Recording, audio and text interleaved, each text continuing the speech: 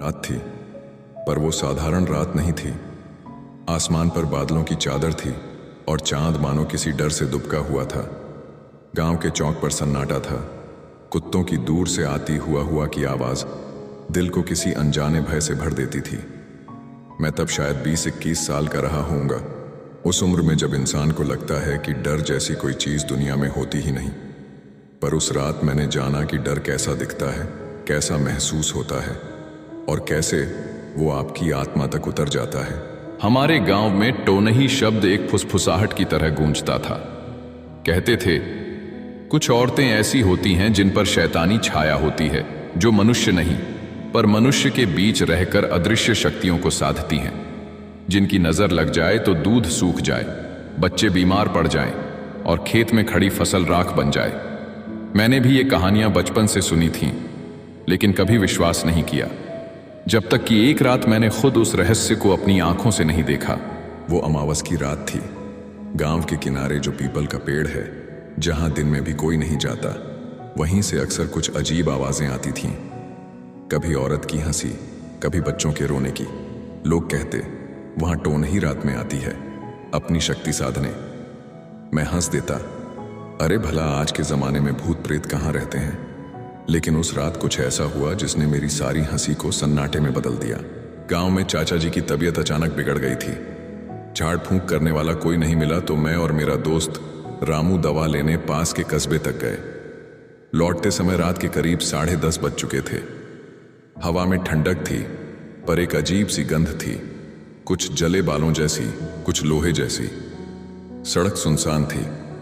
जब हम पीपल के पेड़ के पास पहुंचे तो हवा अचानक थम गई, जैसे किसी ने पल भर को समय रोक दिया हो।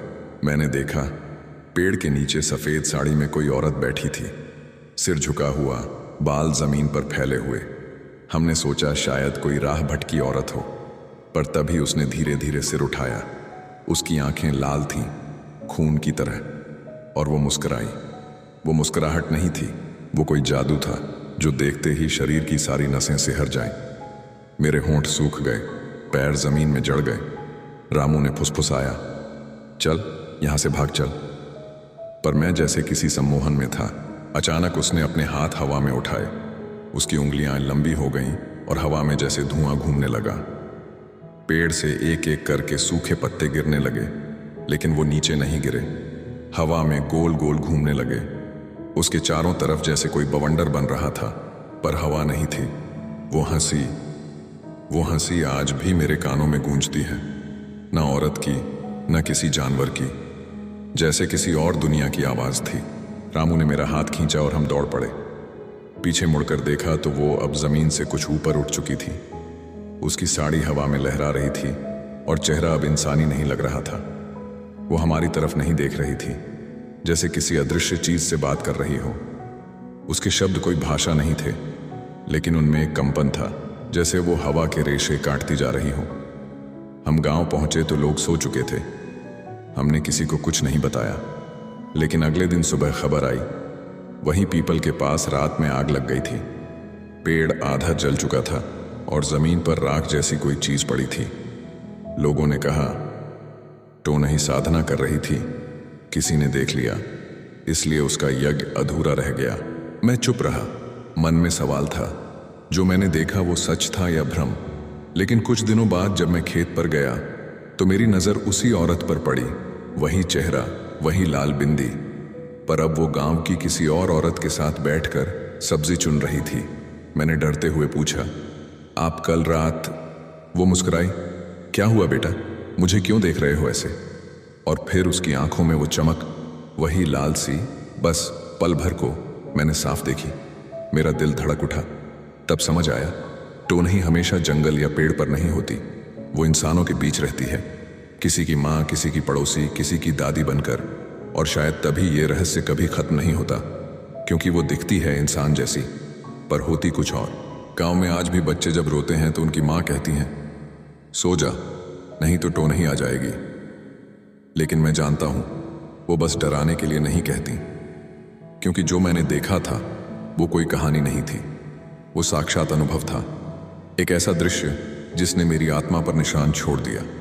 समय बीत गया, मैं शहर आ गया, पढ़ाई की, नौकरी की, पर कभी कभी रात में जब बिजली चली जाती है और अंधेरा फैलता है तो वो दृश्य फिर से उभर आता है। हवा में वही गंध, वही धीमी हंसी, वही लाल आंखें। लगता है जैसे वो अब भी आसपास कहीं है, दिखती नहीं पर महसूस होती है। कई बार सोचता हूं, क्या ये सब हमारे डर की उपज है? क्या सचमुच टोन ही जैसी कोई शक्ति होती है, या फिर हमारी आत्मा ही हमें हमारे अपने भय दिखाती है? लेकिन फिर याद आता है वो आग, वो हवा का थम जाना, वो आंखें, और मेरा यकीन लौट आता है कि हर गांव, हर जगह की मिट्टी में कुछ अनकहे रहस्य दबे होते हैं जिन्हें विज्ञान अभी तक छू भी नहीं सका। टोनही शायद सिर्फ एक नाम है, वो किसी स्त्री का रूप नहीं, वो ऊर्जा है, वो क्रोध, ईर्ष्या, दुहक और मोह का संगम है जो इंसान के भीतर जन्म लेता है और फिर अपने रूप बदलता है।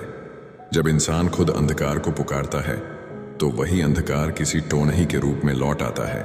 गांव के लोग इसे शाप मानते हैं, मैं अब इसे चेतावनी मानता हूं कि जो भीतर के अंधेरे को न पहचान सके वो बाहर के भूतों से डरता रहेगा, पर जिसने एक बार साक्षात देखा उसके लिए डर अब कोई खेल नहीं। आज भी जब गांव जाता हूं तो वो पीपल का पेड़ अब आधा सूखा खड़ा है, उसकी शाखाओं पर चमगादड़ उल्टे लटके रहते हैं। हवा चलती है तो उसकी पत्तियां ऐसी आवाज करती हैं जैसे कोई नाम पुकार रहा हो, किसी ने देखा था मुझे, और मैं ठिठक जाता हूं। उस आवाज में पहचान होती है, वही टोनही, वही हंसी, वही रहस्य। कहते हैं कुछ अनुभव सिर्फ देखने के लिए नहीं होते, महसूस करने के लिए होते हैं, और मैंने टोनही को सिर्फ देखा नहीं, महसूस किया है अपनी आत्मा के भीतर तक। कभी कभी लगता है वो आज भी मुझे देखती है, किसी कोने से, किसी हवा के झोंके में, किसी परछाई में, किसी सपने में।